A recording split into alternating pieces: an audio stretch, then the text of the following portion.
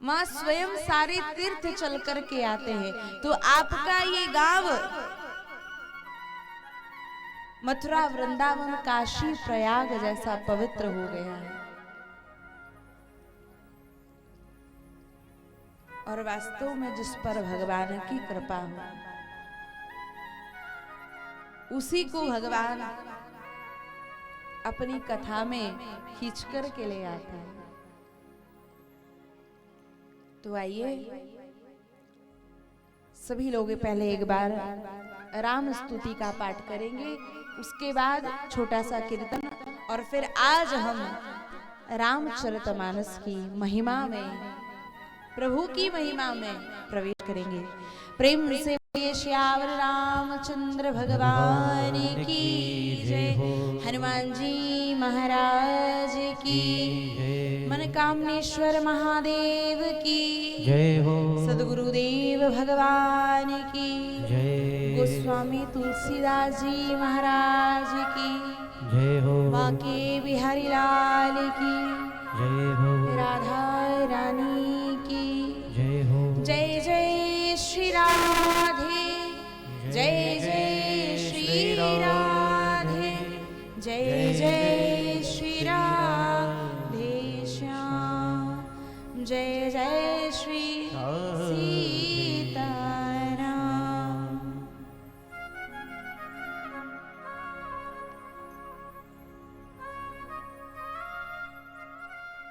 सभी लोग तालियों की सेवा करते हुए हमारे साथ इस वाणी को पवित्र करते हुए सभी लोग राम स्तुति का पाठ करेंगे।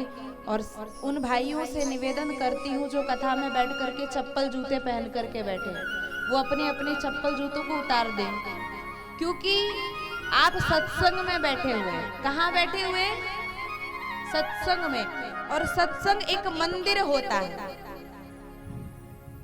आपके सामने ठाकुर जी विराजमान है, आपके सामने श्री रामायण जी विराजमान है।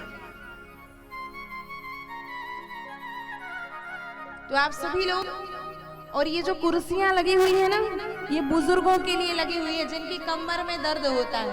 तो यहाँ जितने भी मेरे युवान भाई बहन बैठे हैं ना, वो सब यहाँ सामने बैठे हैं, वो यहाँ सामने बैठेंगे। और जितने बुजुर्ग दादाजी लोग हैं जिनको दर्द है, वो लोग यहाँ बैठे हैं। और अगर अभी से बुढ़ापा आ गया है तो कोई बात नहीं। बोलिए श्यामचंद्र भगवान की जय हो। श्री रामचंद्र कृपालु भज मन हरण भव भय दारुणम्। श्री रामचंद्र कृपालु भज मन।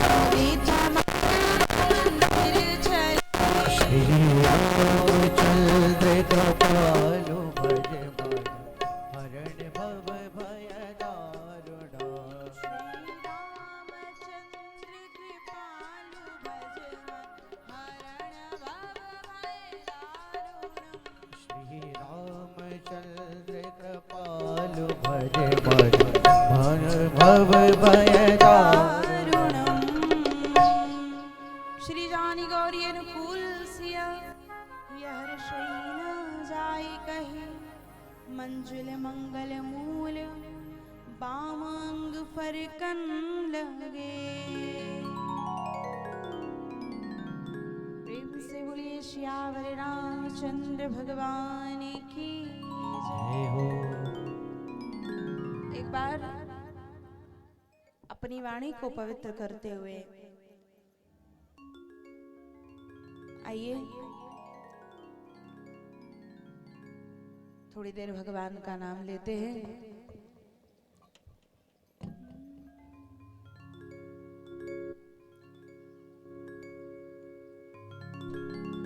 दुनिया से मैं हारा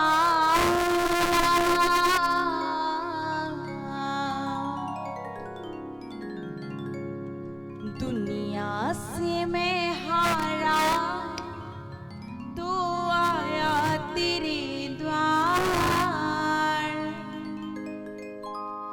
और यहाँ से अब जो हारा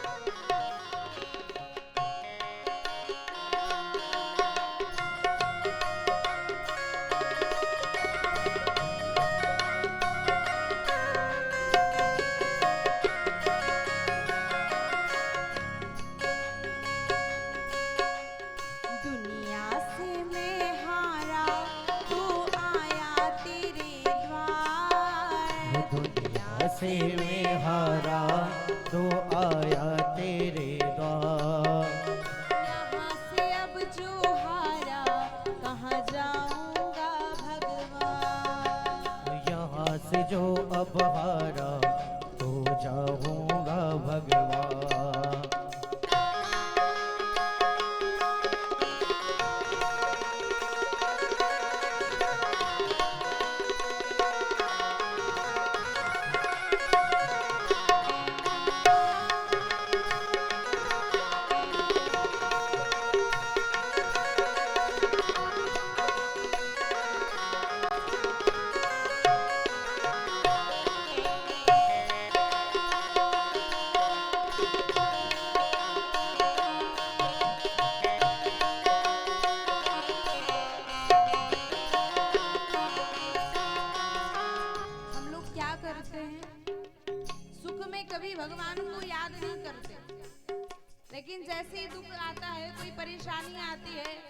या परिवार में किसी को कोई तकलीफ होती है तो फिर भगवान की याद आती है।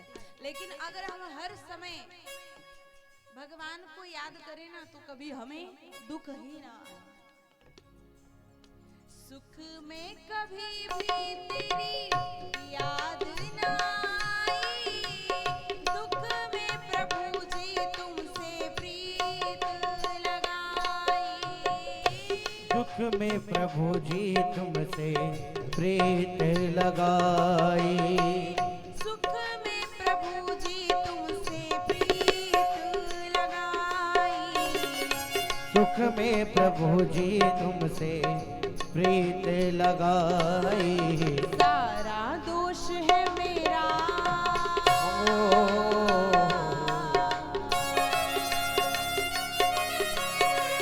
सारा दोष है मेरा, मैं करता हूँ स्वीकार। सारा दोष है मेरा, मैं करता हूँ स्वीकार। यहाँ से कर जो हारा, कहाँ जाऊंगा भगवान। ओ यहाँ से जो अब हारा, तो जाऊंगा भगवान।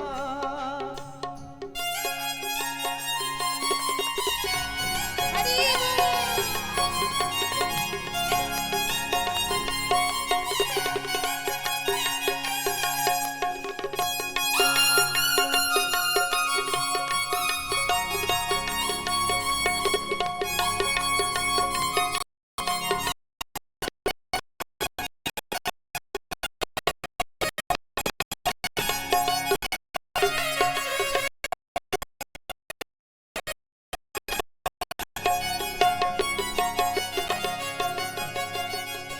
मेरा तो क्या है, मैं तो पहले से हारा, तुमसे ही पूछेगा ये संसार सारा। ओ तुमसे ही पूछेगा ये संसार सारा। तुमसे ही पूछेगा ये संसार सारा। तुमसे ही पूछेगा ये संसार सारा। डूब गई क्यों नैया,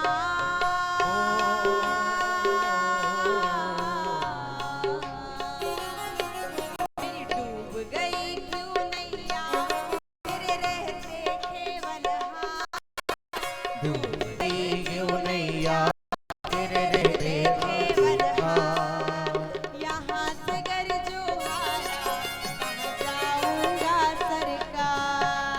यहाँ से हारा, तो जाऊंगा भगवान।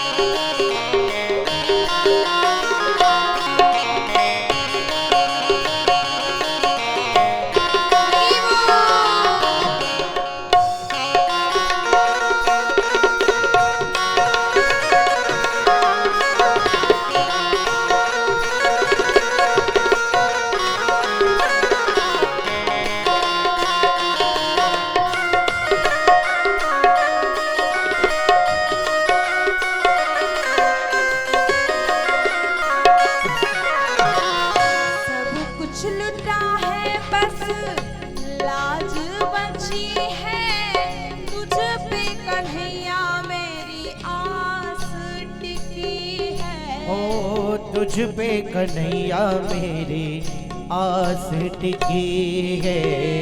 तुझ पे कन्हैया मेरी आस टिकी है। अरे सब कुछ छोड़ के आया, सब कुछ छोड़ के आखिर आया तेरे दरबार।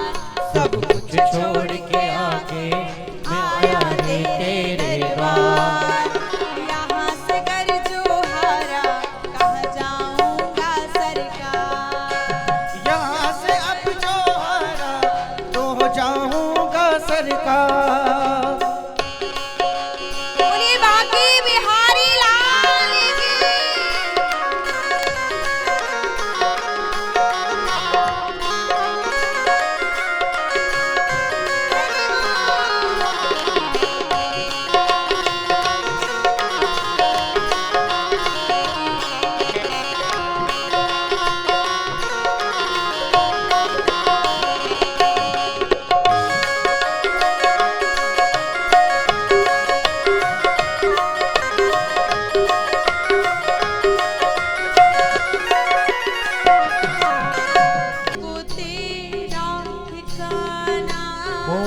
सबने बताया मुझे तेरा ठिकाना।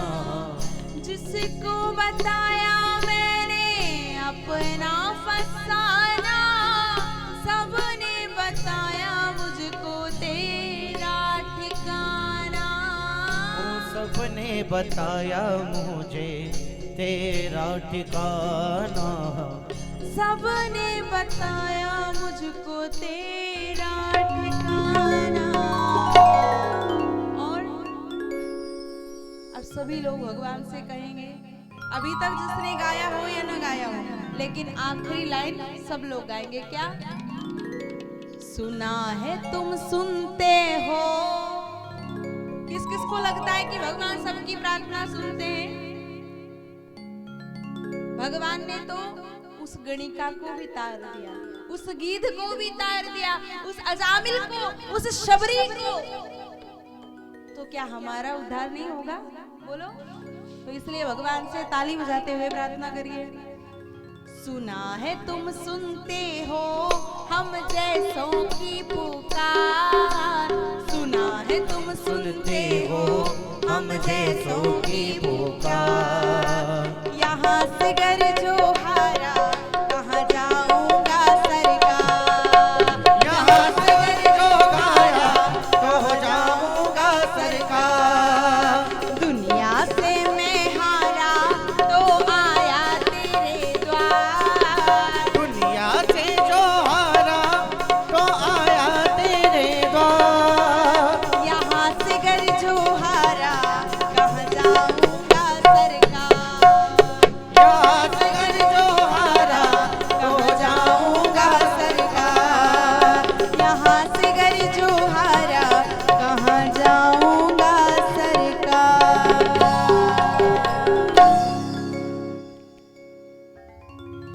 दुनिया से मैं हारा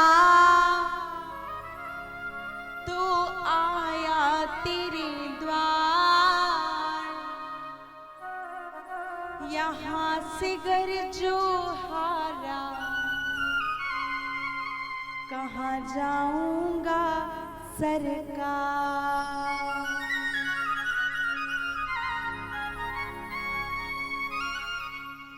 बोलिए श्यावर रामचंद्र भगवान की, जय हो। हनुमान जी महाराज की। जय हो। लगता है पंडाल में कोई बैठा ही नहीं, क्योंकि जयकारों की आवाज ही नहीं आ रही है, तो पता कैसे लगेगा कि कोई बैठा है? जोर से जयकारा लगाइए। बोलिए हनुमान जी महाराज की।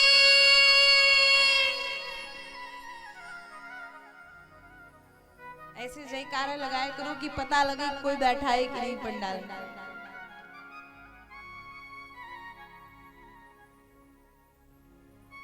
तो आइए,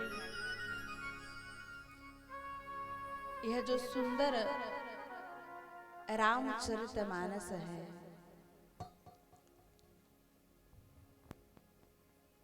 ये भगवान का ही स्वरूप है। और बाबा ने इसे कल्प वृक्ष कहा। क्यों कहा? जिस प्रकार कल्प वृक्ष होता है, उसके नीचे जाने से समस्त मनोकामनाएं पूरी होती, उसी प्रकार यह रामचरितमानस। बाबा कह रहे हैं कि आ जाइए इस कल्प वृक्ष के नीचे, आपकी समस्त इच्छाओं की पूर्ति हो जाएगी। लेकिन आइए तो सही, बैठिए, श्रवण करिए। किसी ने कहा वृक्ष के नीचे बैठते हैं तो छांव मिलती है। छांव मिलती है ना? जब वृक्ष के नीचे बैठते हैं छांव मिलती है तो सुकून मिलता है। लेकिन ये रामचरितमानस, बोले ये भी कल्प वृक्ष है, अगर इसके नीचे भी आकर बैठ जाओगे ना तो विश्राम मिलेगा।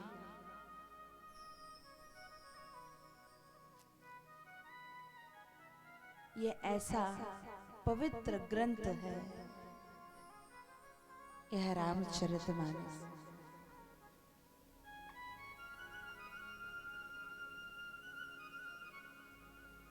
और इसकी विशेषता क्या है?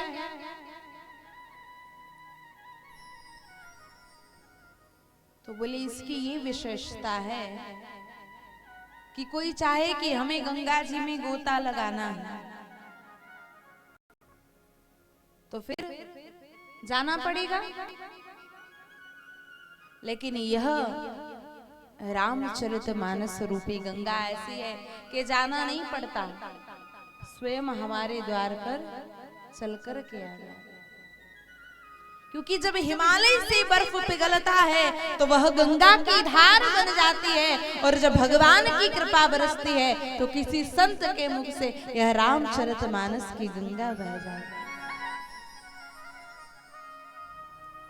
तो बहुत बहुत बहुत ही कृपा है आप सभी ग्रामवासियों के ऊपर, क्योंकि आपके ही गांव में मन कामनेश्वर महादेव बैठे हुए हैं और उन्हीं की कृपा से आपको हर वर्ष शिवरात्रि के पावन पर्व पर यह सौभाग्य मिलता है कि आप भगवान की कथा को श्रवण करें।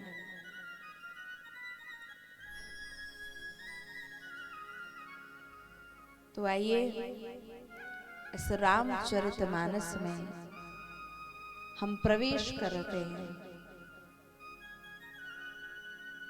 और जब हम किसी चीज में प्रवेश करते हैं या कहीं किसी गुरु के पास जाते हैं या कहीं भी जाते हैं तो क्या करते हैं? प्रणाम करते हैं, स्तुति करते हैं, निवेदन करते हैं, वंदना करते हैं। तो यहाँ पर गोस्वामी जी ने सबसे पहले भगवान की वंदना की है। और वंदना करते करते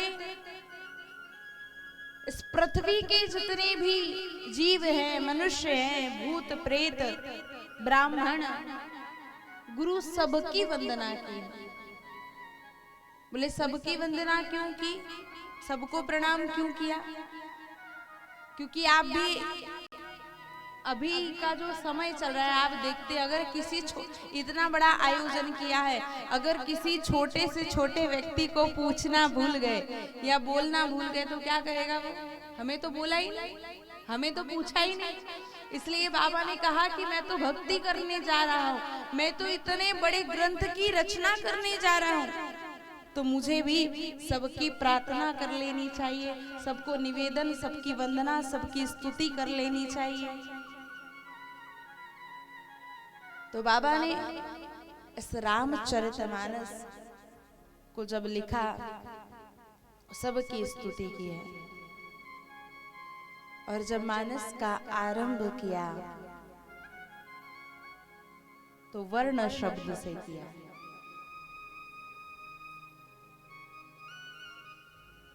कि वर्णानामर्थ संघानां रसानां छन्दसामपि मंगलानां च कर्तारौ वंदे वाणी विनायको। मतलब ये प्रत्येक वर्ण के लिए है, चाहे कोई हिंदू हो, चाहे कोई मुस्लिम हो, कोई चाहे सिख हो, चाहे ईसाई हो, वर्ण में सब आ गए। वर्ण मतलब मानव, प्रत्येक मानव के कल्याण के लिए ये रामचरितमानस लिखी। और समापन किया मानस शब्द। तो सबसे पहले कितनी ही कथाएं सुन लीजिए, कुछ भी कर लीजिए, लेकिन अगर मन में काम, क्रोध, लोभ, मोह, मद, मात्सर्य, अहंकार का पर्दा पड़ा हुआ है, तब तक महाराज कुछ भी सुनना व्यर्थ है। जिस प्रकार एक दर्पण में धूल अगर लगी हो, कई दिनों से साफ नहीं हुआ हो, अगर आप जाकर के अपना स्वयं का प्रतिबिंब देखेंगे तो अच्छा दिखेगा, क्योंकि वो दर्पण मैला हो चुका है।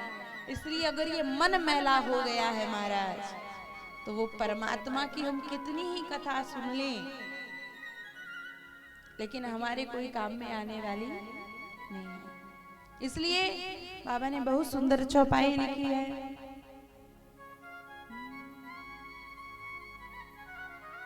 कि निर्मल मन जन सो मोहि पावा, निर्मल मन जन सो मोहि पावा। श्री राम जय राम, जय जय राम।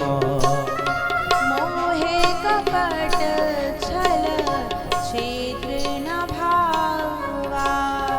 श्री राम जय राम, जय जय राम।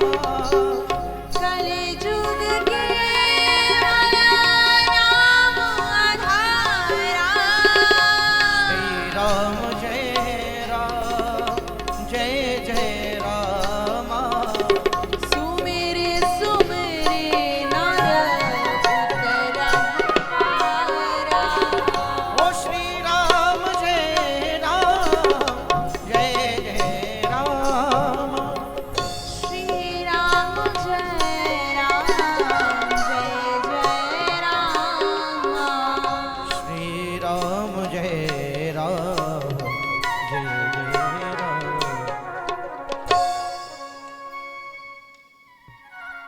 और एक बात और आप सबसे निवेदन कर दूं कि ये जो रामचरितमानस है ये गाने का विषय है। अच्छा बताइए, अगर भागवत होती और हम श्लोक बोलते तो आप बोल पाते क्या? आपको तो समझ में भी नहीं आता। लेकिन ये जो रामचरितमानस है ये गाने का विषय है। तो कोई ये ना समझे कि हम बार बार भजन गाते हैं, है ना? ऐसा मत समझिएगा, क्योंकि हम चौपाई गाते हैं और हमें अच्छा लगेगा कि आप लोग भी हमारे साथ गुनगुनाएं। तो बाबा ने कहा है कि निर्मल मन जन सो मोहि पावा। मन को निर्मल बनाइए। जब मन निर्मल हो जाएगा तो भगवान की भक्ति नहीं करनी पड़ेगी, फिर भगवान की भक्ति होने लगेगी। क्योंकि जिसका मन निर्मल होता है ना, उसको ये नहीं पता होता है कि मेरा भाव क्या है, मैं क्या कर रहा हूं। बस एक भक्त का भाव होता है, वो अपने निर्मल मन से कभी ठाकुर जी को भोग लगाता है, कभी स्नान कराता है, कभी गर्म वस्त्र पहनाता है, कभी ठंडे वस्त्र पहनाता है। ये उसका भाव होता है।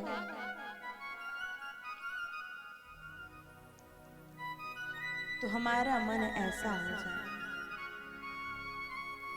और ज्यादा कुछ करने की आवश्यकता नहीं है। केवल अपने मन को निर्मल कर लीजिए।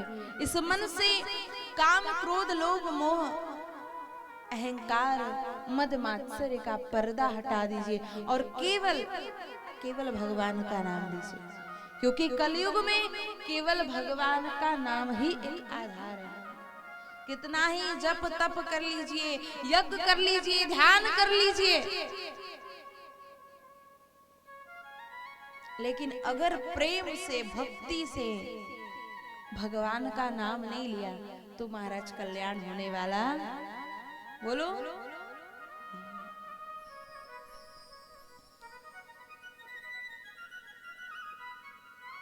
एक भक्त था, मान लीजिए भक्त तो बाद में हो गया, लेकिन छोटा सा बालक था, गाय भैंस चराता था। किसी ने कहा, कहीं कथा हो रही थी तो वहीं से अपनी गाय को लेकर के जा रहा था। उसने कथा में सुना कि अगर भगवान का नाम नहीं लिया तो महाराज हमारे जीवन का कल्याण होने वाला नहीं है।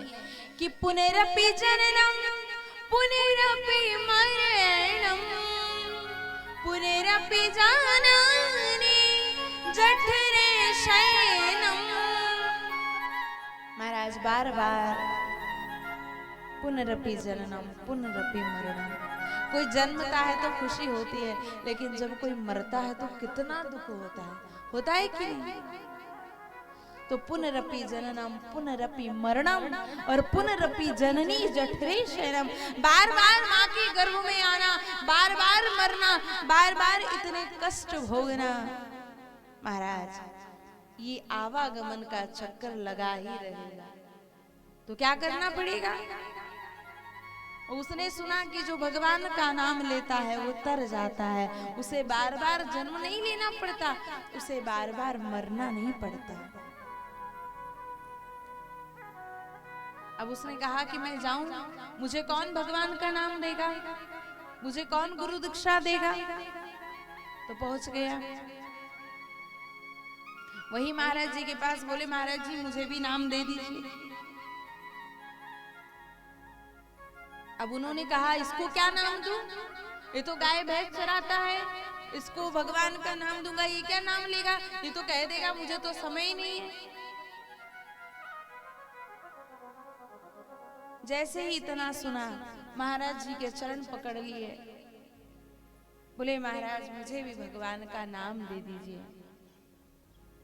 तो महाराज ने उसको डांटते हुए कहा रहे, हट गोपू, तुझे क्या नाम दूं? तेरे पास समय नहीं है, तू कोई भगवान का नाम नहीं जपेगा तो मुझे पाप लगेगा, क्योंकि मैंने तुझे भगवान का नाम दिया।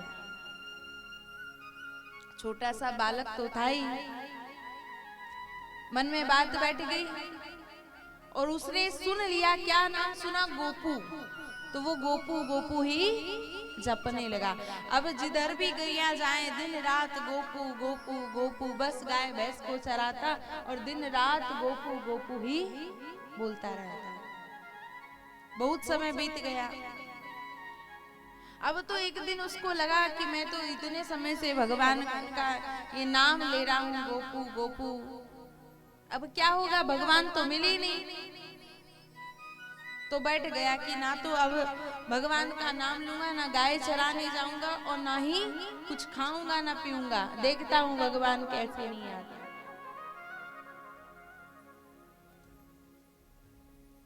लेकिन मन में उसके हुआ कि मैंने इतने समय भगवान का नाम लिया है, कभी तो मुझ पर कृपा करेंगे। अब मान लो गोपू भी कोई भगवान का नाम है क्या? हाँ, लेकिन इतनी श्रद्धा, इतने प्रेम से, इतने निर्मल मन से उसने भगवान का नाम लिया। भगवान विष्णु आ गए और उससे पूछा क्या बात है, क्यों बुला रहे हो? बोलता है तुम कौन हो? बोले अरे मेरा ही तो नाम ले रहा था। उसने कहा मैं तुम्हें नहीं जानता, चले जाओ यहाँ से। उसने भगवान को भी लौटा दिया। भक्ति में, प्रेम में ये सामर्थ्य होता है। फिर गोपू गोपू जपने लगा। इधर भगवान देखकर मुस्कुराते हैं। रुक्मणी जी ने पूछा क्यों भगवान, आपके ऐसे भी भक्त होते हैं क्या? आपको अभी उसने भगा दिया था, अब आप मुस्कुरा रहे हैं। तो भगवान ने कहा अरे रुक्मणी, मेरे तो हजारों नाम हैं, जो जिस नाम से मुझे पुकारता है मैं उसके पास उसी रूप में पहुंच जाता है। अब वो नाम तो लेता था गोपू गोपू, लेकिन उसे क्या लगता था कि जैसे मैं गाय चराता हूँ वैसे ही वो भगवान भी गाय चराते होंगे। अब जब दोबारा से भगवान आए, रुक्मणी जी को भी साथ में लेकर के आए और गोपू गोपू वो नाम जप रहा था। भगवान पहुंच गए उसके पास। बोला कि भैया फिर क्यों बुलाया? अभी आया था तो भगा दिया था, अब फिर क्यों बुलाया है? बोले मैंने आपको कहाँ बुलाया, मैं तो गोपू गोपू मेरे दोस्त का नाम ले रहा हूँ, मेरे मित्र को बुला रहा हूँ। फिर भगवान को जाना पड़ा। लेकिन जब अब उसने दोबारा से गोपू गोपू गोपू जपना चालू किया तो भगवान ग्वाले का वेश बनाकर गैया लेकर के चराने के लिए आए हैं और उसको दर्शन दिया। और इस प्रकार भगवान ने उस पर कृपा करी। तो ये एक मन का भाव होना चाहिए कि भगवान से हम कोई रिश्ता बना लें, जो भी हमें अच्छा लगता है। कोई भगवान को पिता मानता है, कोई भगवान को पुत्र मानता है, कोई भगवान को अपना सखा मानता है,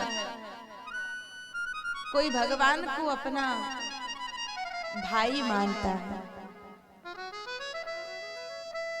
तो इस मन को निर्मल बना करके हम भगवान का भजन करें, भगवान का नाम लें, क्योंकि वो प्रभु ये नहीं है कि हमसे कहीं छुपे हैं, या हम मंदिर में जाकर के नाम लेंगे तभी हमको मिलेंगे, या हम सत्संग में जाकर के बैठेंगे तभी हमको मिलेंगे। वो तो सर्वत्र है। आप जिस भाव में जपेंगे, आपने भागवत सुनी है, जब हिरण्यकश्यपु ने प्रहलाद जी से पूछा था कि इस खंभ में भी तुम्हारे भगवान हैं, वो हरि विष्णु हैं, तो उस खंभ से भी भगवान नरसिंह रूप में प्रकट हो गए थे। तो वो परमात्मा सर्वत्र है, केवल हमारे भाव की आवश्यकता है, हमारे प्रेम की आवश्यकता है। क्योंकि हरि व्यापक सर्वत्र समाना, हरि व्यापक सर्वत्र समाना। श्री राम जय राम, जय जय राम। प्रेम ते प्रगट होई मैं जाना। श्री राम जय राम, जय जय राम। हरि व्यापक सर्वत्र समाना। श्री राम जय राम, जय जय राम। प्रेम ते प्रगट होई मैं जाना। श्री राम जय राम, जय जय राम। अब प्रभु कृपा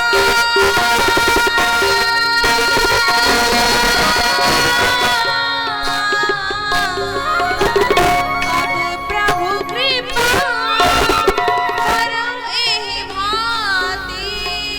श्री राम जय राम, जय जय राम। सब तज भजन करहु दिन राति।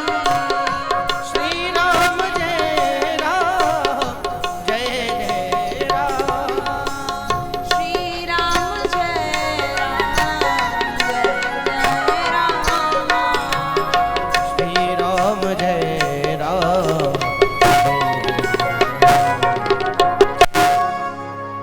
तो हरि व्यापक सर्वत्र समाना। प्रेम ते प्रगट होई मैं जाना। आप प्रेम से उन्हें कहीं भी प्रकट कर सकते हैं।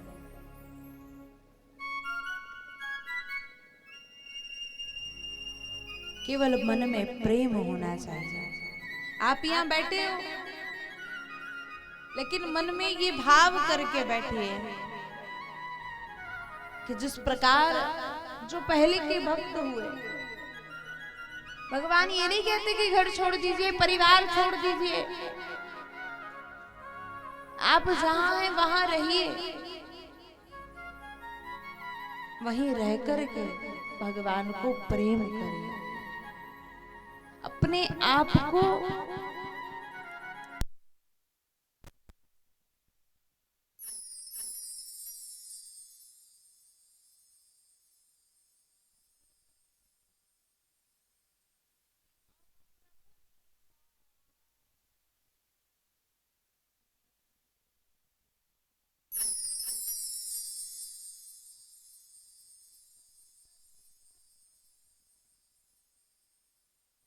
दिन रात क्या तजना है? मन से काम, क्रोध, लोभ, मोह, मद, मात्सर्य, अहंकार को त्याग दीजिए।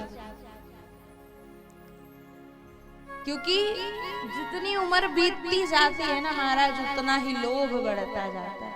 एक बच्चे को देखा है आपने? एक छोटा सा बालक होता है तो उसके मन में कोई संग्रह की भावना नहीं होती। होती है क्या? बोलिए। उसको कोई लोभ होता है? नहीं होता। क्यों? क्योंकि उसका मन निर्मल है, वो इस संसार को नहीं जानता है।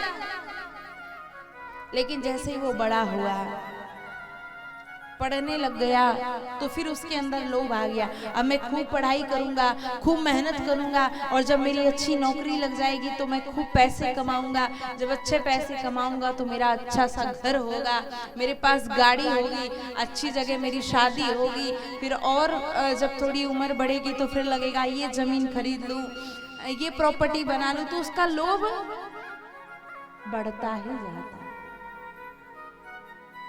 तो भगवान से प्रार्थना करिए, कमाइए, धन भी कमाइए, लेकिन एक उम्र, एक समय है, एक सीमा है। जब वो समय आ जाए तो सब त्याग कर दीजिए, घर में रहिए और केवल प्रभु का भजन करिए। आप मन में ये मत सोचना है देवी जी को तो कोई काम ही नहीं है, इसलिए बोल रही है कि सब छोड़ दीजिए, बुढ़ापा आ गया और भजन करिए।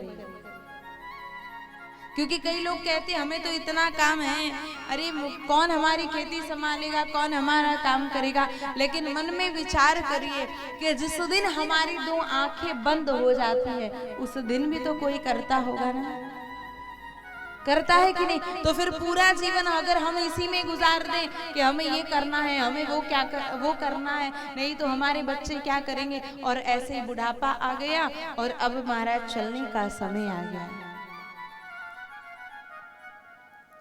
जब चलने का समय आया तो हमारी तो कोई तैयारी नहीं है, हमने तो कुछ कमाया नहीं है, फिर क्या मुंह दिखाएंगे हम भगवान को, क्या कहेंगे।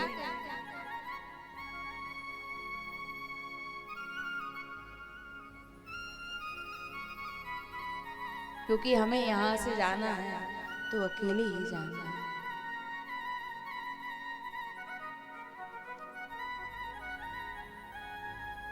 कि हंस जब भी उड़ा तब अकेला उड़ा, कि ना वो राजा रहा ना वो रानी रही, कहने सुनने की बस वो कहानी रही। अंत में लखपति को न धेला जुड़ा, हंस जब भी उड़ा, बोलिए, तब अकेला उड़ा। अरे धन भी तुम कमाना, दौलत भी तुम कमाना, पर याद रखना प्यारे प्रभु को न भूल जाना, पर याद रखना प्यारे उसको न भूल जाना। कि हंस जब भी उड़ा तब अकेला उड़ा, अंत में लखपति को न धेला जुड़ा। तो भगवान से प्रार्थना करें कि प्रभु एक ऐसी उम्र आ जाए जब ये मन भगवान में लग जाए।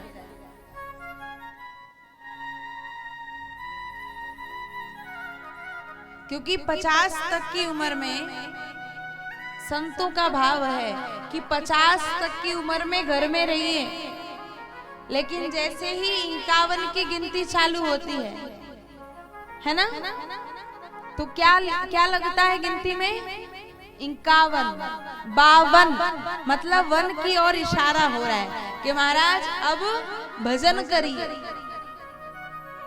51, 52, 53, 54, 55, 56, 57, 58 और क्या आता है आगे, बोलिए 59।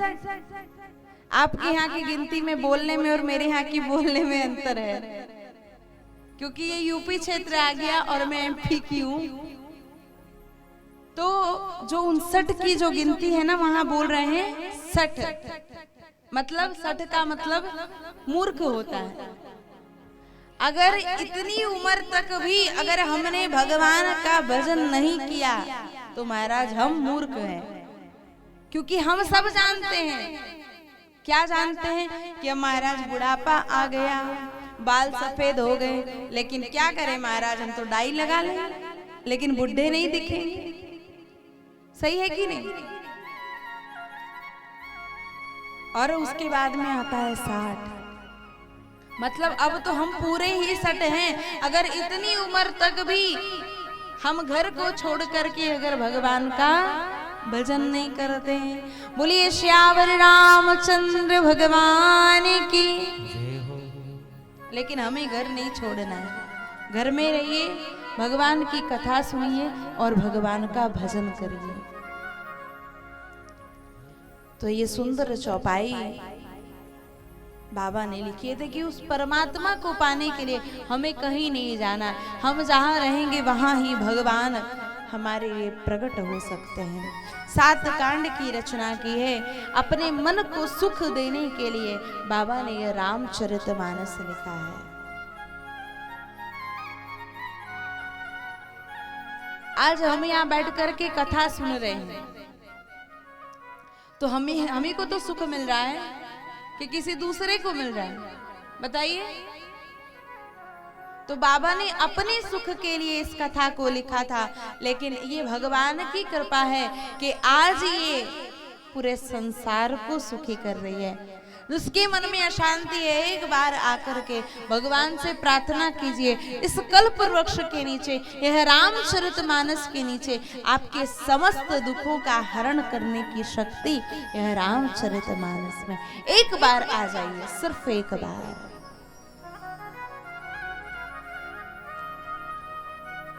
तो मन को सुख देने के लिए, वाणी के पवित्रता के लिए, और इस मन को बोध हो। जानते सब हैं, सुनते सब हैं, लेकिन मानते नहीं हैं। तो बाबा ने अपने ही मन को समझाया। हमें दूसरे को समझाने की जरूरत नहीं है, हम पहले अपने ही मन को समझा लें।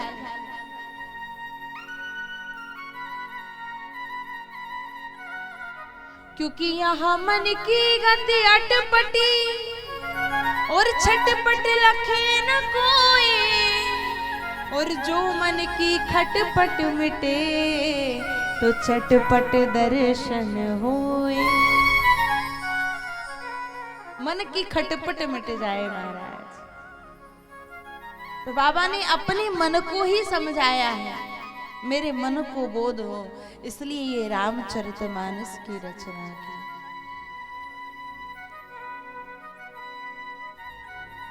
आइए आगे बाबा ने सुंदर दोहों की रचना की है। सिर्फ प्रणाम करते हुए निकलेंगे, क्योंकि इस बार 7 दिन का है, पिछली बार 5 दिन का हुआ था, तो केवल प्रवचन के रूप में ही कुछ कुछ प्रसंग लेकर के हमने आपको श्रवण कराया। लेकिन इस बार हमारे पास समय है, तो हम ये चाहते हैं कि 7 दिन में इस बार पूरी रामचरितमानस का हम श्रवण करेंगे। तो भगवान भवानी शंकर को प्रणाम किया है, श्रद्धा के रूप में मां पार्वती को, विश्वास के रूप में भगवान शिव को प्रणाम करके बाबा ने गुरु रूप में भगवान शिव की वंदना करी है। उसके बाद मां जगत जननी जानकी की वंदना की है। जितने भी पुराण हैं उन सबको वंदन किया है। क्यों वंदन किया? क्योंकि गोस्वामी जी ने इतनी बड़ी रामचरितमानस की रचना की है। आज का अगर कोई व्यक्ति हो, अगर थोड़ा सा भी कार्य कर दे तो वो कहता है मैंने किया, मैंने किया। लेकिन बाबा ने जब ये रामचरितमानस की रचना की तो बाबा ने कहा है कि मैंने नहीं किया, मैंने तो जितने पुराण हैं, निगम आगम हैं, उनसे सबसे लेकर के मैंने इस रामचरितमानस की रचना की। सबको प्रणाम करते हुए और बाबा ने कहा कि जो सुमिरत सिद्धि होई गणनायक करि बर बदन करहु अनुग्रह सोई बुद्धि राशि शुभ गुण सदन। जब बाबा ने ये दोहा लिखा कि जो सुमिरत सिद्धि होई, तो गोस्वामी जी से प्रश्न किया लोगों ने कि बाबा आपको कौन सी सिद्धि की आवश्यकता है जो आपने सिद्धि की याचना की है? तो गोस्वामी जी ने बहुत सुंदर जवाब दिया कि मुझे कोई सिद्धि की आवश्यकता नहीं है, मुझे कोई सिद्धि नहीं चाहिए, फिर क्या चाहिए? तो बाबा कहते हैं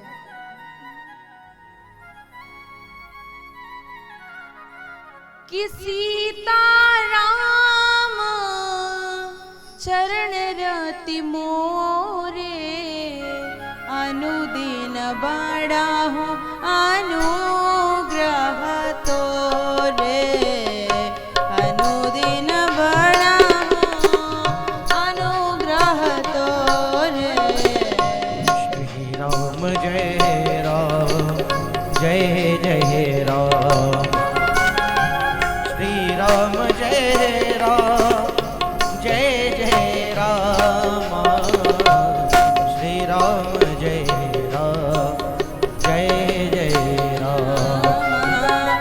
कि अब कछु नाथ ना चाहिए मोरे श्री राम जय राम जय जय राम दीन दयाल अनुग्रह तोरे। श्री राम जय जय राम। गोस्वामी जी ने कहा कि सीता राम चरण रति मोरे, मेरे लिए क्या है मेरी सिद्धि? श्री राम जी के चरणों का प्रेम, उनके चरणों की भक्ति। सीता राम चरण रति मोरे अनुदिन बड़हु अनुग्रह तोरे। और प्रार्थना करते हैं कि अब कछु नाथ न चाहिए मेरे। हमारे जीवन में भी ऐसा समय आ जाए, हम भगवान के सामने लंबी लिस्ट लगा देते हैं अपनी इच्छाओं की, लेकिन एक दिन ऐसा आ जाए कि हम भगवान से कहें प्रभु अब हमें कुछ भी नहीं चाहिए। और वास्तविकता यही है कि जिस दिन हम भगवान से ये प्रार्थना कर लेंगे ना, उस दिन हमें और कुछ मांगने की आवश्यकता भी नहीं पड़ेगी। क्योंकि आपने देखा होगा कभी बालक को अपने पिता से मांगने की जरूरत नहीं पड़ती। जब तक वो पढ़ता है, उसकी स्कूल की फीस, उसकी सारी व्यवस्थाओं को लेकर के पिता कितना चिंतित होता है, फिर वो तो जगत का पिता है। हम छोटी चीज मांगते हैं, भगवान हमें बड़ी चीज देना चाहते हैं। लेकिन जिस दिन से हम ये कह देंगे प्रभु अब हमें कुछ नहीं चाहिए, उस दिन से भगवान कह देंगे ये अब मेरी शरण में आ गया है, अब इसकी रखवाली करना, इसकी इच्छाओं को पूरा करना, इसको अच्छे से अच्छा देना अब मेरे हाथ में है।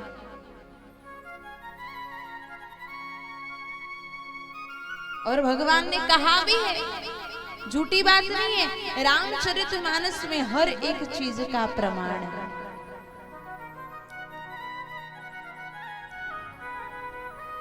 गोस्वामी जी ने कहा कि सुनी मुनि तो ही कहाऊं सन रोसा, सुनी मुनि तो ही कहाऊं सन रोसा, भजहि जे मोहित जी सकल भरोसा, भजहु जे मोहित जी सकल भरोसा, करहु सदा तिनकी रखवारी,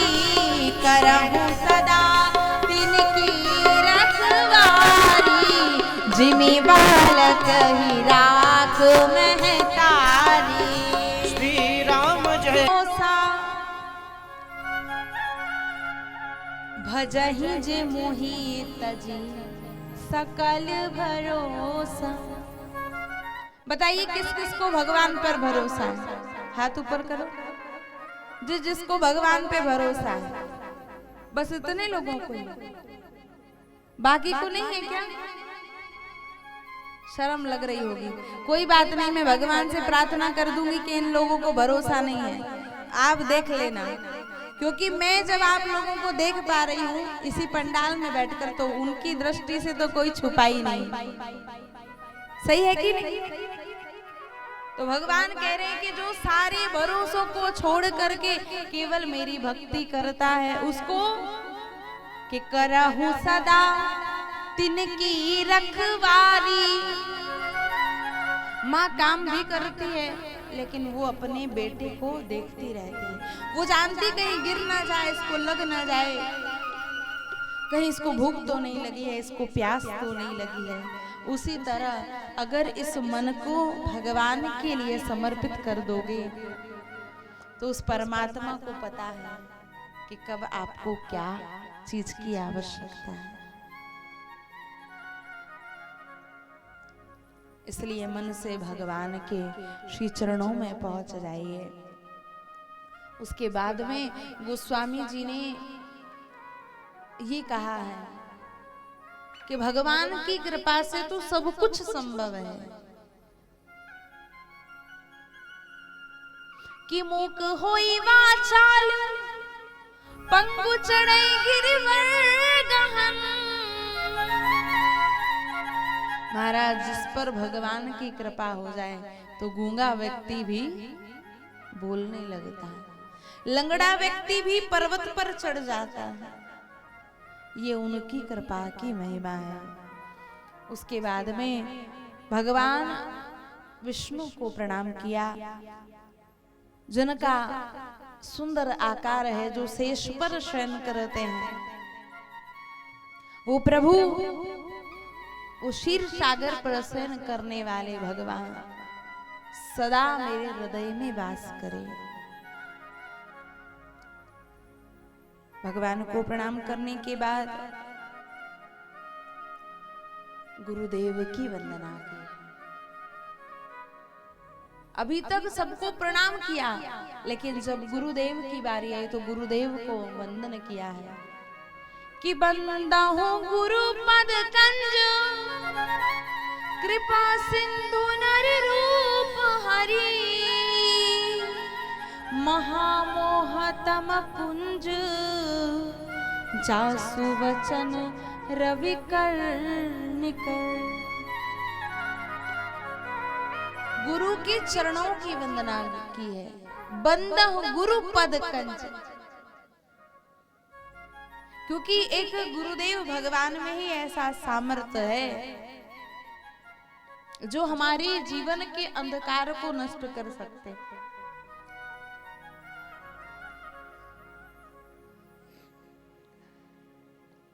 अगर जीवन में कोई गुरु ना हो, कोई संत ना हो, तो कौन भगवान की कथा को श्रवण कराएगा? कौन हमारे जीवन के अंधकार को मिटाएगा? तो गुरुदेव भगवान को प्रणाम किया है, उनकी वंदना की है, निवेदन किया है। और यहाँ पे एक और शब्द आया है, बंदहु गुरु पद कंज, कृपा सिंधु नर रूप है। इस शब्द के भी दो भाव हैं। नर रूप हरि का मतलब ये होता है कि नर के रूप में साक्षात नारायण ही अवतार लेकर के आते, गुरु बन करके आते हैं। और दूसरा अर्थ ये भी हो सकता है, संतों का भाव है कि गोस्वामी जी के जो गुरु जी थे उनका नाम नर हरिदास होगा, इसलिए यहाँ पर गोस्वामी जी ने कृपा सिंधु नर रूप हरि। और आगे कहा है कि बंदा हूँ गुरु पद पदुम परागा।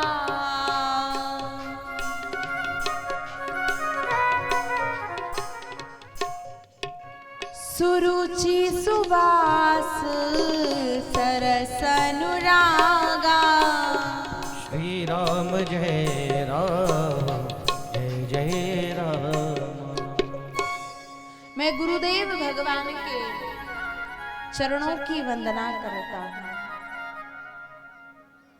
इसलिए वंदना करता हूँ कि वो गुरुदेव भगवान अगर मुझ पे कृपा कर दे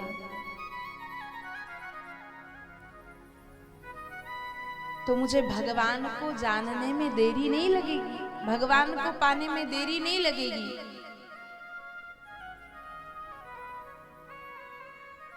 क्योंकि भगवान कृपा बरसा दे तो फिर संत मिलन हो जाता है, और संत कृपा बरसा दे तो भगवंत मिलन हो जाता है।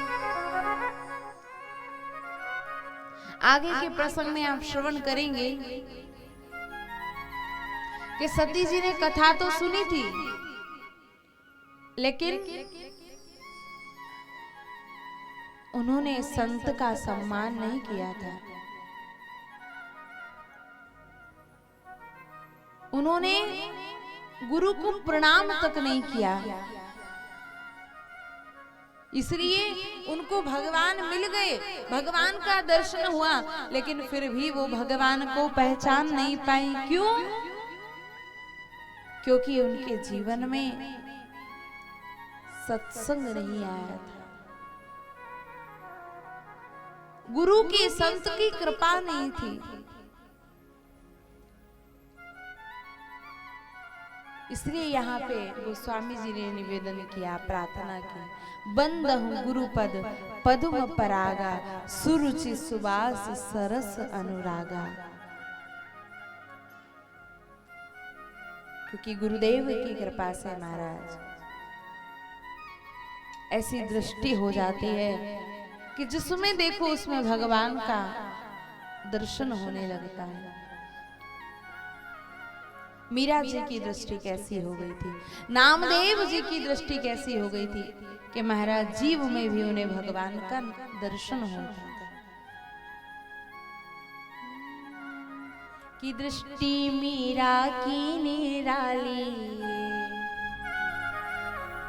हो, दृष्टि मीरा की निराली, पीली जहर की प्याली, दृष्टि मीरा की निराली, पीली जहर की प्याली।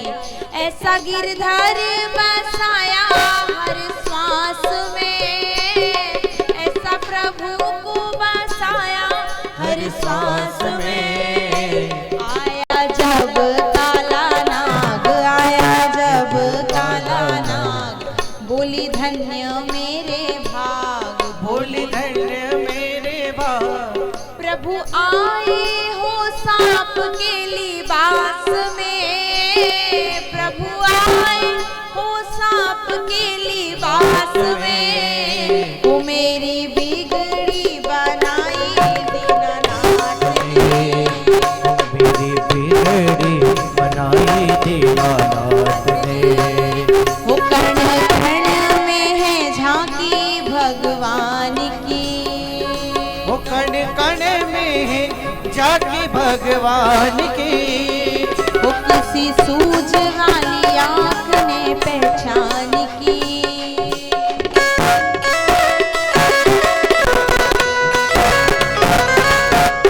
हरि बोल गोपाल कृष्ण भगवान की।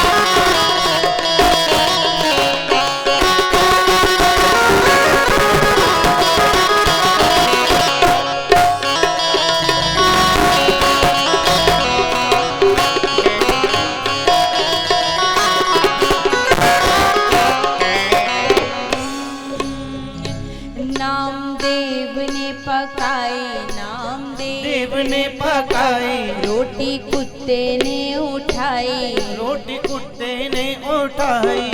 जब नामदेव जी महाराज रोटी बना कर के रखे और कुत्ता आकर के उनकी रोटी को ले गया, तो नामदेव जी महाराज को उस कुत्ते में भी भगवान का दर्शन हो रहा है। और नामदेव जी महाराज घी का कटोरा लेकर के उस कुत्ते के पीछे भागते हैं और पीछे पीछे जाते। और आप और हम होते तो क्या करते, एक डंडा लेकर के जाते कि हमारी रोटी कैसे ले गया। लेकिन नामदेव जी महाराज पीछे घी का कटोरा लेके जा रहे हैं और कह रहे प्रभु कोरी रोटी मत खाना। नामदेव ने पकाई, नामदेव ने पकाई, रोटी कुत्ते ने उठाई, रोटी कुत्ते ने उठाई। पीछे घी का कटोरा लिए जा रहे, पीछे घी का कटोरा लिए जा रहे। बोले रूखी तो न खाओ, बोले रूखे तो न खाओ, थोड़ा घी तो लेते जाओ, थोड़ा घी तो लेते जाओ। तेरा मेरा एक रूप, तेरा मेरा एक रूप, फिर काहे को हुजूर, फिर काहे को हुजूर। तूने सकल बनाई है स्वान की, तूने सकल बनाई है स्वान की, वो तूने शकल बनाई है स्वान की, तूने शकल बनाई है इंसान की। वो मुझे ओढ़ा इंसान की, जर्रे जर्रे में है झांकी भगवान की, वो कण कण में है झांकी भगवान की। वो किसी सूझ वाली आँख ने पहचान की, वो किसी सोच वाली आँख ने पहचान की, किसी सूझ वाली आँख ने पहचान। जब गुरुदेव की वंदना की महाराज, तो दृष्टि में इतना परिवर्तन आ गया। मीरा जी की दृष्टि गुरुदेव भगवान की कृपा से ऐसी हो गई कि सांप में भी भगवान का दर्शन होता है, नामदेव जी को कुत्ते में भी भगवान का दर्शन होता है। तो कम से कम हमारी दृष्टि तो इतनी हो जाए कि कुत्ते में सांप में अगर भगवान का दर्शन नहीं होता तो कम से कम मनुष्य में तो भगवान का दर्शन होने लगे। जिस दिन ये भाव आ जाएगा उस दिन महाराज सारा झगड़ा ही खत्म हो जाएगा।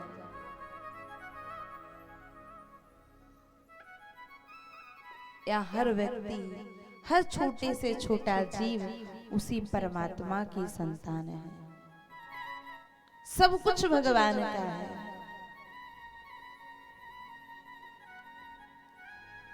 और जब गोस्वामी जी ने गुरुदेव की वंदना की तो गुरुदेव की वंदना करने के बाद में प्रणाम तो करना चाहते थे भगवान राम जी को, क्योंकि रामचरितमानस लिखे हैं ना, रामायण की रचना किए हैं।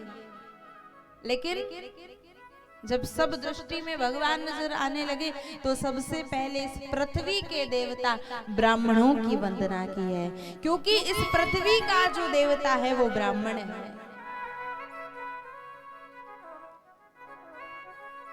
और रामायण में गोस्वामी जी ने लिखा भी है, क्योंकि इस पृथ्वी का देवता ब्राह्मण है, कि बंदा हो प्रथम महीसुर चरना, मोह जनित संशय सब हरना। क्योंकि उसी में तो ऐसी शक्ति है, कोई अन्य वर्ण का व्यक्ति थोड़ी ना हमारे कोई कर्म कांड कराता है, कोई पूजन कराएगा, ना कोई ग्रह प्रवेश कराएगा, कुछ भी। जन्म से लेकर मरने तक के जितने संस्कार होते हैं वो ब्राह्मण कराता है।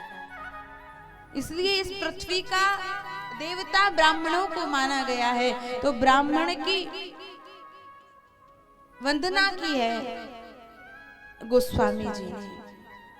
और एक और सुंदर बात गोस्वामी जी ने लिखी है, क्योंकि भगवान ने विप्रधेनु सुर संत हित, ब्राह्मणों की रक्षा के लिए, गौ माता की रक्षा के लिए, संतों की रक्षा के लिए,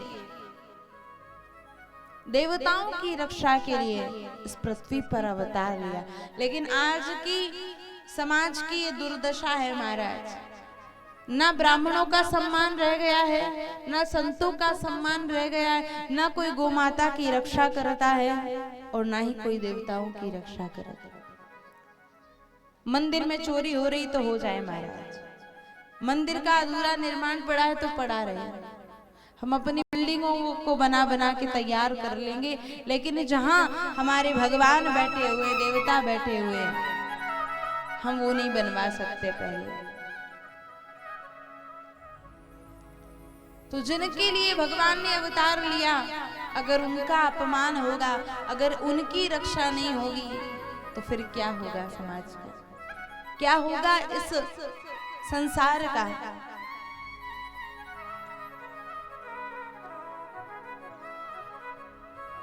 तो गोस्वामी जी ने लिखा कि इंद्र कुलिश मम शूल विशाला, काल दंड हरि चक्र कराला, और इनकर जो मारा नहीं मरही, और विप्र दोष पावक सो जरही। गोस्वामी जी ने लिखा कि जो इंद्र के वज्र से भी ना मरे, इंद्र की भी इतनी ताकत नहीं है कि वो अपने वज्र से किसी को मार दे, काल की भी इतनी क्षमता नहीं है महाराज। काल दंड, काल भी दंडित नहीं कर सकता। हरि चक्र कराया, भगवान विष्णु का चक्र भी जिसको नहीं मार सकता। और इनकर जो मारा नहीं मरही, जिसे काल नहीं मार सकता, जिसे इंद्र ही नहीं मार सकते, जिसे भगवान विष्णु का चक्र भी नहीं मार सकता, उसे कौन मार सकता है?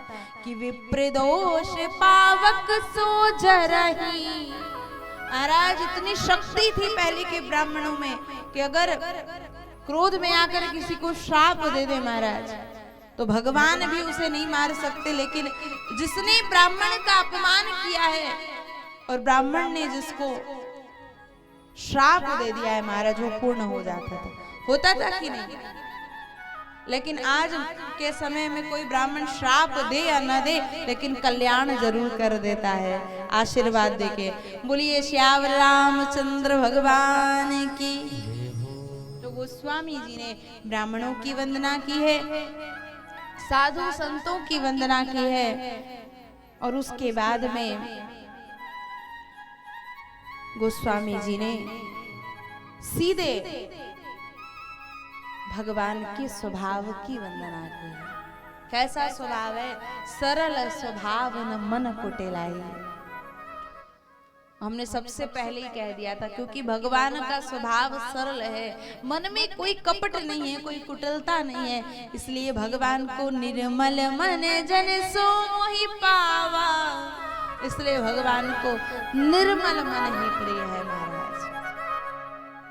उसके बाद में बाबा ने सरजू मैया की वंदना की है, क्योंकि वहां पर मेरे प्रभु ने जन्म लिया।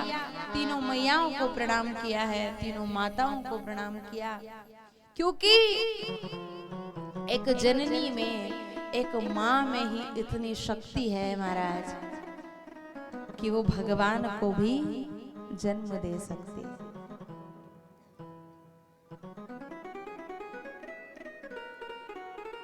इसलिए माताएं भी खूब भजन करें, खूब भक्ति करें, भगवान की कथाओं को श्रवण करें, ताकि आपके घर में भी ध्रुव, प्रहलाद, नरसिंह मेहता जैसे, मीराबाई जैसे कोई भक्त जन्म लेकर के आए।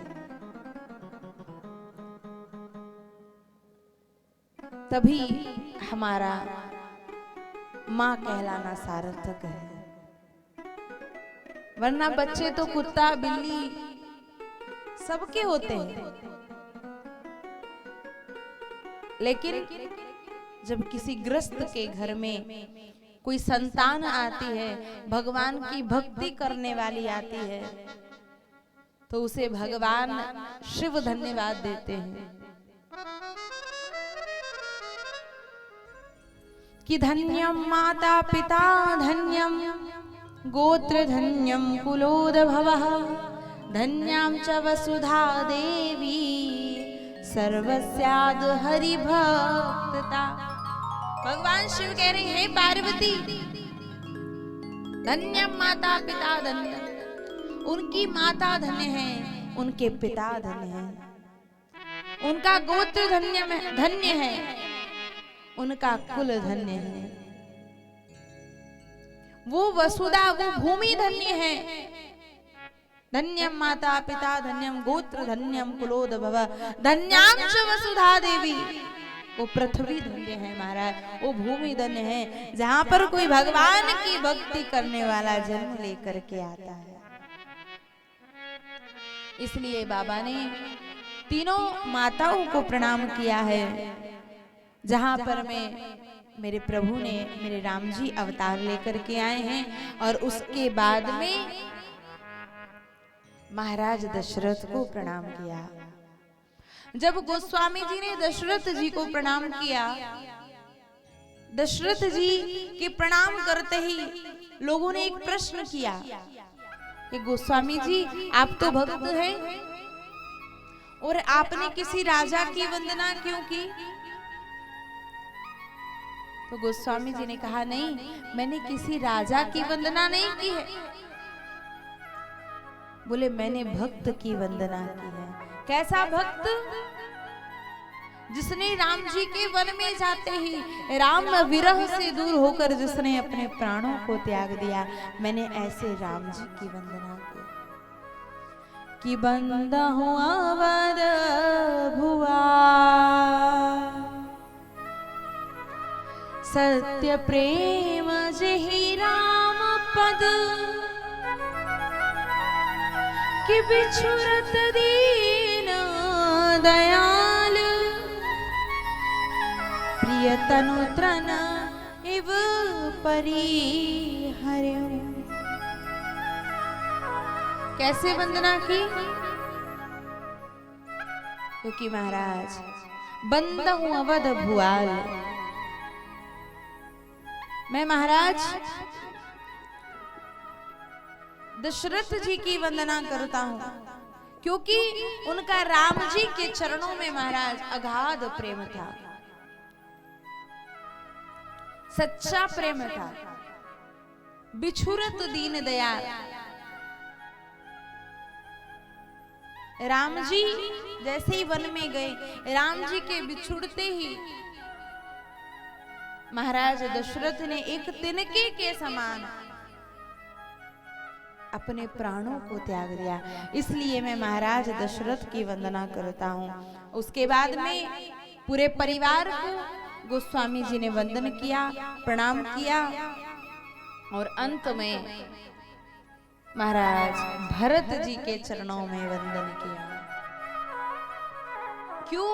क्योंकि संसार में भरत के जैसा भाई महाराज किसी को मिल नहीं सकता। भरत जैसा अगर कोई बन जाए महाराज, तो उस घर में राम जरूर आएंगे। ऐसा त्याग जीवन में आ जाए। भरत जी महाराज कहते हैं कि अगर मेरे भैया अयोध्या में आ जाएं और मुझे अगर पूरे जीवन का वनवास भी मिले तो मैं स्वीकार करता हूं। ये एक भाई का प्रेम है। ऐसा प्रेम एक भाई के अंदर होना चाहिए। तो भरत जी के चरणों में प्रणाम किया कि बंदा हूँ प्रथम भरत के चरणा, बंदा हूँ प्रथम भरत के चरणा। श्री राम जय राम जय राम। जासुनेम वृत जाई न वरना। श्री राम जय जय राम। बंधु प्रथम बैठ के चरना, बंधु प्रथम बैठ के चरना। जासुनेम वृत जाई न वरना, जासुनेम वृत जाई न वरना। बंधु प्रथम बैठ के चरना। श्री राम जय राम। जासुनेम वृत जाई न वरना। श्री राम जय राम।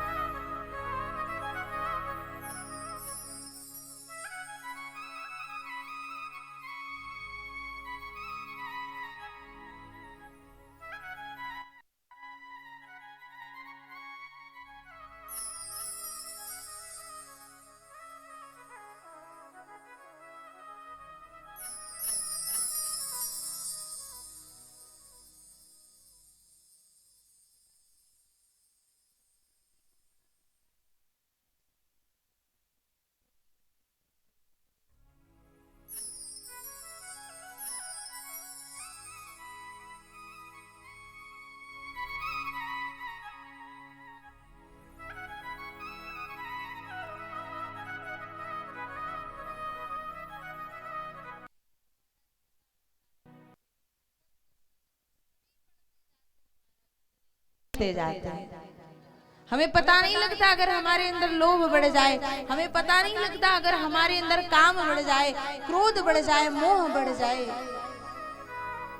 तो महाराज लखनलाल जी ने अपने अंदर के शत्रुओं को मारा है। उस सबको वंदना करते हुए फिर हनुमान जी को प्रणाम किया, हनुमान जी की वंदना की है। क्यों? क्योंकि हनुमान जी ने महाराज इतने बड़े बड़े कार्य किए हैं। आज का अगर कोई मनुष्य थोड़ा सा भी कोई कार्य कर दे तो वो कहता है हमने किया है, लेकिन हनुमान जी महाराज ने बड़े से बड़े कार्य किए हैं। और जब राम जी ने पूछा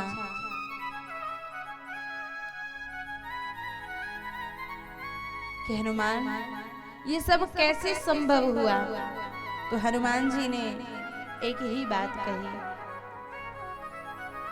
कि सो सब तब प्रताप रघुराई और नाथ न कछु मोह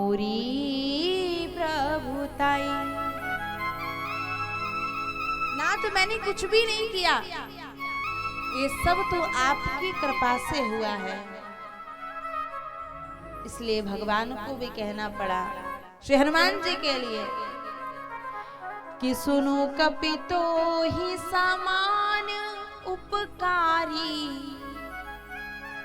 नहीं को सुर नर मुनि तनुधारी। संसार में ऐसा कोई नहीं है, लेकिन श्री राम जी कहते हैं कि हनुमान, मैं तुम्हारा कर्जा नहीं चुका सकता, मैं कभी तुम्हारे उपकार से उऋण नहीं हो सकता कि प्रति उपकार करऊं का तोरा, और सन्मुख होई न सकत मन मोरा। मैं क्या, मेरा मन भी आपके सामने सम्मुख नहीं हो सकता, क्योंकि आपके इतने उपकार हैं कि शून्य सुत तो ही उऋण में नाही, देखी हूँ करी विचार मनु माही। मैंने विचार किया है, मैं कभी भी तुम्हारे ऋण से उऋण नहीं हो सकता। इतनी सुंदर हनुमान जी की वंदना किए, राम परिवार से हनुमान जी को जोड़ दिया महाराज। तो आज रामचरितमानस के इस प्रसंग का या कह लीजिए प्रवचन का आज प्रथम दिन, और प्रथम दिन में हमने सबको प्रणाम किया, सबकी वंदना की, सबको निवेदन किया। आइए महाराज जी भी हमारे बीच में उपस्थित हैं, तो हम एक छोटा सा भजन गा करके अपनी वाणी को यहीं विराम देंगे, ताकि आप उनकी भी वाणी से भगवान की कथा को श्रवण कर सके। बोलिए श्यावर रामचंद्र भगवान की जय, हनुमान जी महाराज की जय।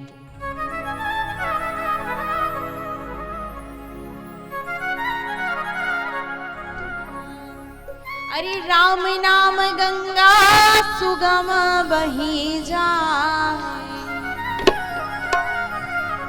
अरे राम नाम गंगा सुगम बही जाए, या मैं कोई नहाए। राम नाम गंगा सुगम बही जाए, हमें कोई नहाए। की सेवा करते हुए सभी लोग गाएंगे हरि बोल।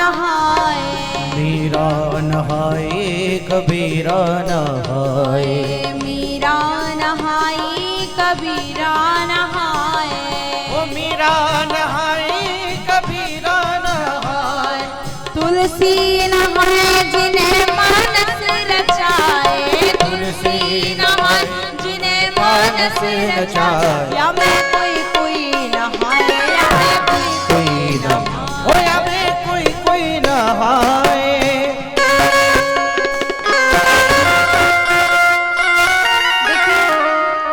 रामचरितमानस रूपी गंगा आपके ग्राम में मनकामेश्वर भगवान के प्रांगण में बह रही है, लेकिन सबके बस की बात नहीं है कि सब महाराज यहाँ आ जाएं, सब गोता लगा पाए।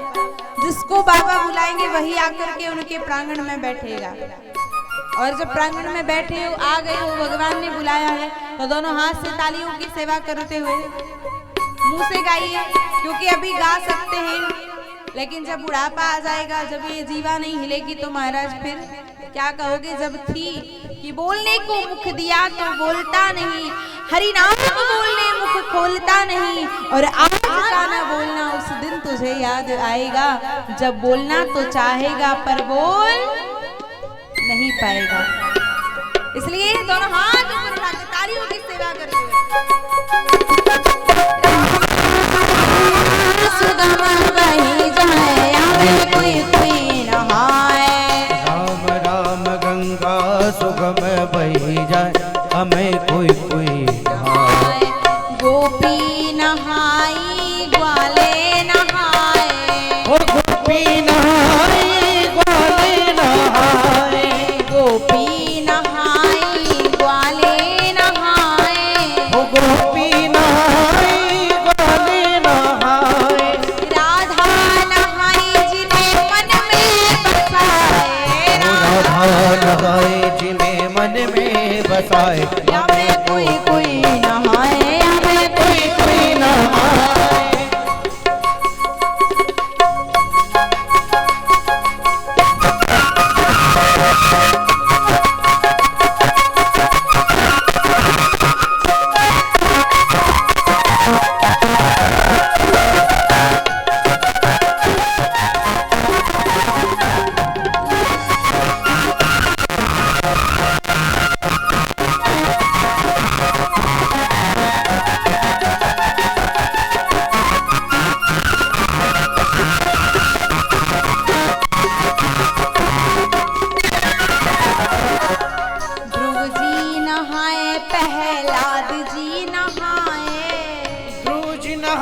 प्रहलाद जी नहाए, ध्रुव जी नहाए प्रहलाद जी नहाए। ओ ध्रुव जी नहाए प्रहलाद जी नहाए। हनुमत नहाए वो तो राम को रिझाए, हनुमत नहाए तो राम गुण गाए। हनुमत नहाए वो तो राम गुण गाए। हनुमत नहाए वो तो राम गुण गाए।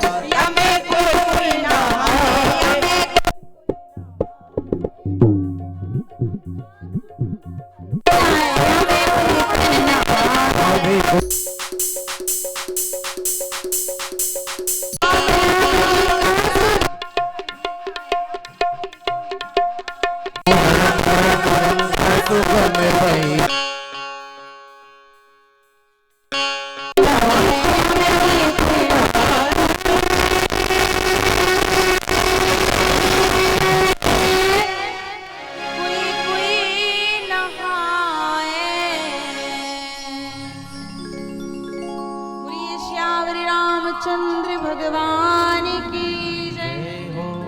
कथा विसर्जन होते हैं, कथा विसर्जन होते हैं, सुनहो वीर हनुमान, श्री राम लक्ष्मण जानकी सदा करो कल्याण। बोलिए श्यावर रामचंद्र भगवान की जय हो। रामचरितमानस की जय हो। हनुमान जी महाराज की जय हो। सद्गुरुदेव भगवान की जय हो। बांके बिहारी लाल की जय। जय जय श्री सीताराम जय।